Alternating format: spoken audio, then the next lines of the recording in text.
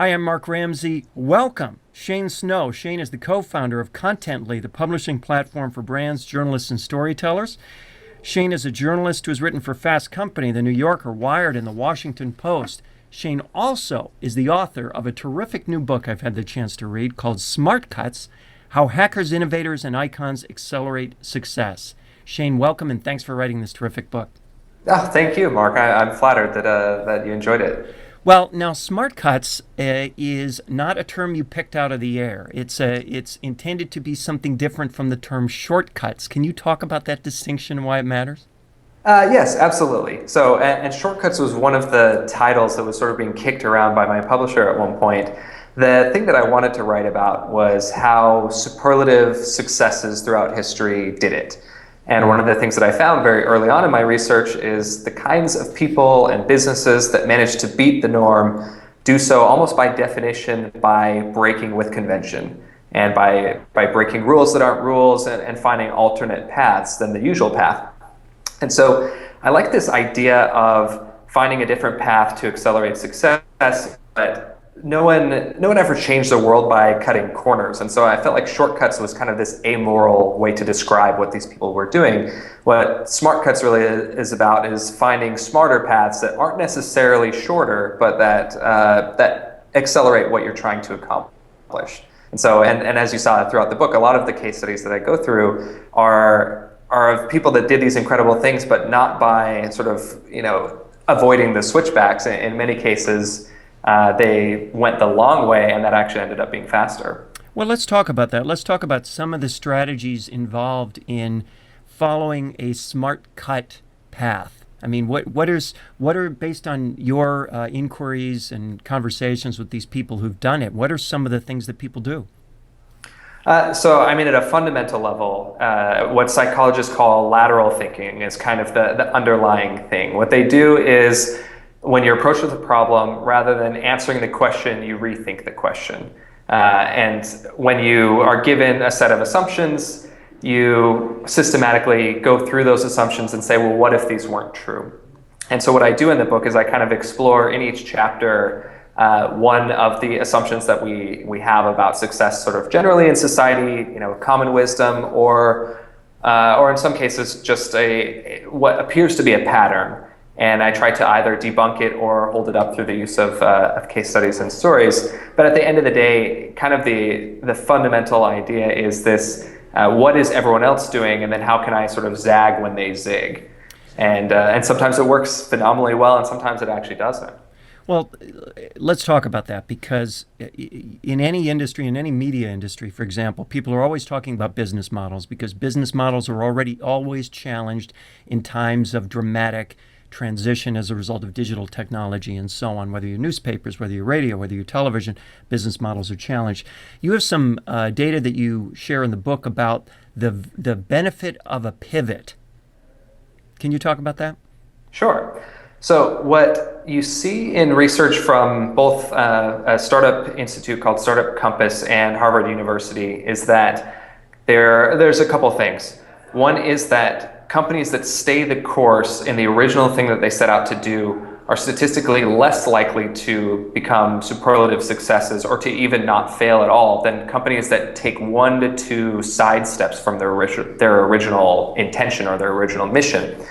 And the flip side of that is companies that do too many side steps end up failing at a much higher rate than that. But there's something about this sort of ability to be just flexible enough that accelerates the success of a lot of these companies. And I think particularly in media and in technology startups, you kind of see this happen, right? You start working on a problem, and then you realize that the problem is actually a little bit different than the one that you need to solve is a little bit different than the one you thought you were solving. And so you go for it. But it's the stubborn ones, and I think most of us are like this by human nature. We have this precious idea that struck us in the middle of the night, and we work on it, and despite all of the signs that maybe it's not exactly the right path, we stick with it out of maybe a sense of loyalty or ego, which is in my case the most often thing. But you see that the most successful innovators in any industry are the ones that are willing to question even their own assumptions, even their own rules that they're writing while they're building something. And so it was cool to see that research actually bears this out. There's kind of the lean startup idea of, you have to pivot and you have to fail a lot in order to be successful. And I guess what I found in the research is that some of that's true and some of that's not. That a limited amount of sidestepping actually is incredibly effective. And I guess I'm sort of rambling at this point, but the example that I love, the analogy that I love, that I talk about a little bit in the book, is the cheetah. So in the animal kingdom, the cheetah is, it's the fastest land animal. It can go in excess of 70 miles an hour. But what makes the cheetah such an effective predator is not its ability to run fast. Scientists have found that it's the cheetah's ability to jump sideways, that it has this extremely tight turning radius.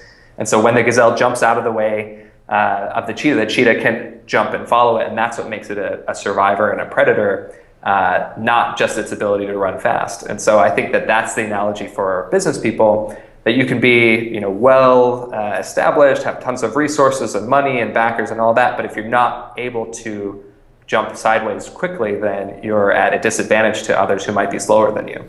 You're talking about the difference between agility and speed.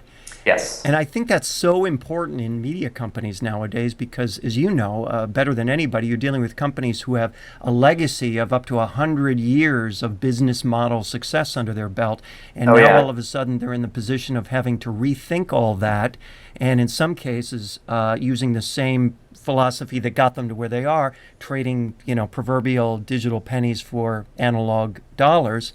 I see it in the radio space for people who say, well, if I put my radio station content in a stream, I can't monetize the stream as effectively as I can the radio content, so thus I shouldn't stream. And that's thinking about this thing the same way you thought about that thing, and that's not sidestepping at all, right? Oh, yes. Yeah, and it's a tough. So I went to journalism school, and the big question that was being asked in 2009 when I was a grad student was, what's the business model that will save journalism? And that was the thing all of the professors were freaking out about. And we'd have guests from the New York Times talking about how everyone was getting buyouts and getting laid off. And so it's certainly a problem that there's a lot of disruption in media right now. And I think, whereas I don't have all of the answers, one of the things that we've stumbled across, even in my own business, which is a broker of talent for media and software for media, is that we found that our business success as a media company and as a media broker has not been in selling actual media, but in selling software, and that our business was growing kind of like this pretty slowly until we started. We leveraged what we had built, which was this database of writers and connections that we had to sell tools, which then made our business grow like this. And the net profit, I guess, of this new model that we sort of stole from another industry, that was sort of the sidestep that we took that's now enabled us to create more media and to get into investigative journalism and some other things. And kind of, I guess, not really explaining what Contently is, but I guess the moral of the story is that we found even in our business that sidestep was a dramatic accelerant to our success. And you look at media companies that are doing really well, the nimble, newfangled media companies, folks like Vice, that they're finding revenue in places that are not analogous to sort of the old way that you used to make money as a media company. They're doing consulting, and they've got this HBO show now that it is a huge departure from what they used to do. And you see a lot of media companies that are actually coming back to selling the actual content, which is a novel idea at this point. And again, that idea of zigging when everyone else is zagging. So you do see that pattern hold up in media, but it is, like you say, it's a tough business. I think the key is to question the assumptions that we have as the disruption happens to us. My observation is that at the heart of a lot of media organizations, they have this thing, they have this content thing, and they need to ask the question, rather than asking the question, how have we always monetized this thing? They need to ask the question, given that we have this thing, what can we do with it that's monetizable, that will attract audiences, attract attention, etc.? If I have this movie called Frozen, let's just say, I wish I did, Yeah. There are only about 10 zillion ways to monetize that, and Disney is exploring every single one of those. You have an example in your book of someone named Michelle Phan, and a contrast you draw between her path, her shortcut, or sorry, her smart cut, and the efforts of somebody else. Can you talk about that? Yeah, so I love this story, and Michelle is a absolute sweetheart. She's blowing up right now in the media and on social media. So in the same month, it was July of I believe 2010. Michelle Phan and the Double Rainbow guy each had a viral hit on YouTube. So I don't know if did you see the Double Rainbow video? Yep. Okay, so it's this hysterical video, and Jimmy Kimmel picked it up, and the guy went on all these shows, and 40 million views on YouTube, and everyone was doing parodies of it. In the same month, Michelle Phan, who is an amateur makeup artist, she posted a YouTube video of her recreating the makeup for Lady Gaga's music video "Bad Romance," and that went viral. And all of these a very different audience picked that one up. It got a similar number of views. But what I talk about in the book is what happened next. Is the Double Rainbow guy, also a very sweet guy, he tried to recreate this moment of him marveling over the two rainbows that he saw in his backyard and saying all these hilarious things. And he posted 1,000 videos of him in nature talking, and it just, none of it all fell flat. And he couldn't recreate this sort of one-hit wonder of his. Whereas on the other hand, Michelle Phan has turned that video into a makeup line. She's actually had a couple of makeup lines. She has a line right now at L'Oreal, and into a production company and a multi-million-dollar business. And she has a subscription beauty company now that is, I last checked, hundreds of thousands of monthly subscribers. So it's probably valued in the 9 figures. She's done that in just 4 years at the same time that this other guy did it. And so they each had this opportunity. And the big difference between their stories is she was able to harness those momentum that she had from her viral hit and to use that to sidestep into other businesses. And part of actually the story of how why she was able to do that is, unlike the Double Rainbow guy, she had been spending years building up this potential energy. When people saw her video of the Lady Gaga eyes, they got the chance to discover her other 50 videos that were very, very high quality that no one had recognized and no one had seen. And so she was able to win over fans that gave her more momentum than just a one-hit wonder. But then she was very clever about being sort of a ruthless business person almost, in taking those hits and bringing them to the makeup companies and the advertisers, and leveraging that into not just more YouTube videos and a content company, but a bunch of different businesses. She was able to take a look at what she had created and said, where are the monetizable elements and threads of this, right? And how do I explore each of those subject to my own interests and abilities and whatever the market will demand? Right. You have millions of people watching your makeup tutorials. Maybe they want to buy or try samples of new lines of makeup that are coming out. And she turned that into a business. And, in a similar way, she's now helping other artists and tutorialists monetize, produce content and monetize that content. So that's a different angle of, how can you take your own expertise and turn it into to money. Two other quick things I want to discuss with you from your book. One is a section you call Waves, and you're a surfer. We're in Southern California, so we understand that. I don't surf, but I like to pretend I understand it. You have a reference in there, a conversation with a surfer who says that the ability to surf, that the bigger challenge, let me see if I get this right, the bigger challenge is to find the right wave or to sense the right wave than it is to be a skilled surfer per se. Can you talk about what that means in the context of a business or a brand or media? Absolutely. Yeah. So the idea is, at a certain level, when you're competing with the best in the world, or even below that level, surfers, like, so much depends on the platform you're given, on the wave you're riding. If you can be an incredible surfer, but if you get a small wave, then you can only do so much, whereas the surfer behind you that sees the bigger wave that's coming will win the championship. And so the thing I explore in that chapter is this myth that people have around first mover advantage, is what it's called. To discover this new thing, then if you get on it right away, you can build a business around it and you have a huge advantage. Well, when you look at the actual statistics, the vast majority of companies that do that actually get passed by someone else. And it's because they end up learning all of the lessons for the next person who then can ride in on better technology. And so there's a few nuances that I explore in that chapter, but part of what in surfing makes a difference is when waves come in very smooth and steady sets, you can more predictably ride that first wave. And when they come in very choppy, it actually ends up being statistically advantageous to wait for more waves, to not take the first wave that you see. But unwrapping all of this for a business, the thing that great surfers do well, the surfers that win the championships over people who are better surfers than them, I guess the smart cut, if you will, the smart surfers will show up to the beach hours early. They'll show up at 6 in.the morning when the competition's at 1 p.m.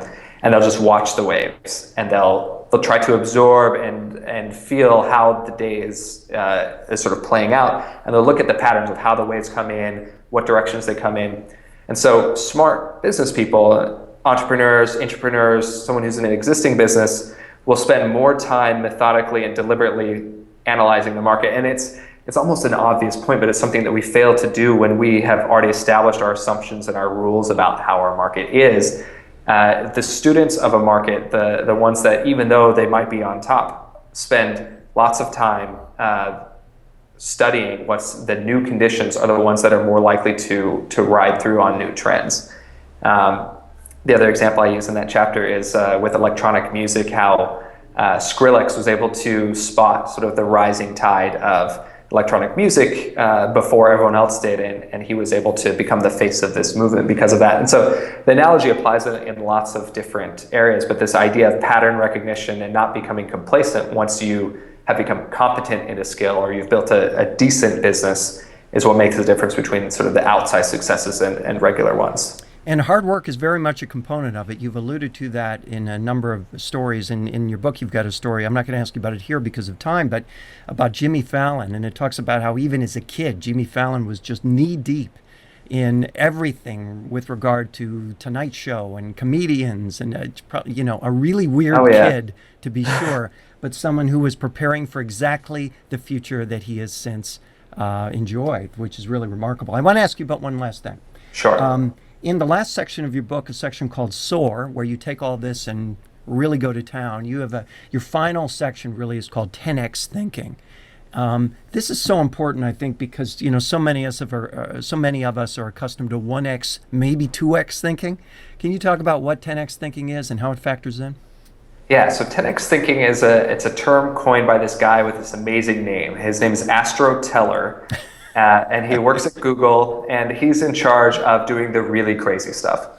And what Astro Teller says is that it's easier, ironically, it's easier to build something that's 10 times better than just 10% better. And so you ask why that is. That sort of defies math.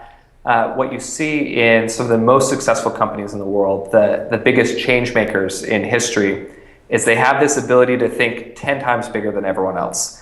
And it seems impossible that could actually make things easier. And I don't want to spoil too much of the book, but what you find is that people that end up doing this, that can tell 10 times the bigger story, are able to rally the resources and the support that will allow them to do this 10x thing easier or just as easy as something small. And so what I like to say is it's easier to start a revolution than a successful lemonade stand. That's because people care about the outcome of a revolution one way or the other. And so that's the principle behind 10x thinking. And I explore, how to apply that and how to take what you're working on and actually think 10 times bigger. And a lot of it basically comes down to you have to start to break your own assumptions. It's this forcing function for the lateral thinking that I'm talking about. That's the theme of the book.